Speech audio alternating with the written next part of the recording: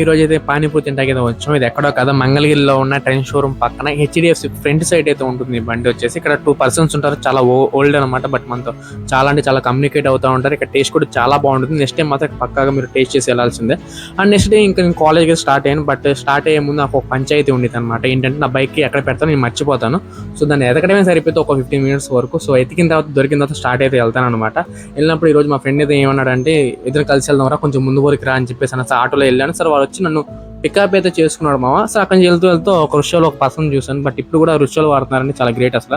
సరే ఇంకా అందరం కలిసి క్లాస్ రూమ్కి అయితే వెళ్ళాం అనమాట. ఇంకా తర్వాత బ్రేక్ ఇచ్చారు, క్యాంటీన్లో తినేసిన తర్వాత ఇంకా బోర్ కొడుతుందని చెప్పి లాస్ట్ బెంచెస్ థింగ్స్ ఉంటాయి కదా మామ, ఏముంటే ఆ పేపర్ ఆర్ట్స్తో అలా పడవలు అలా చేసి దేవర క్లైమాక్స్ అయితే తీసాం అనమాట. అండ్ నెక్స్ట్ వచ్చేసి ఇంకా మాకు ఎంబీఏ కాబట్టి బ్లేజర్ అయితే ఉండేది కదా. సో ఆ బ్లేజర్ మనీ అంతా కలెక్ట్ చేసాం. నువ్వు ఎందుకు కలెక్ట్ చేసావంటే, సిఆర్ నేనే కాబట్టి.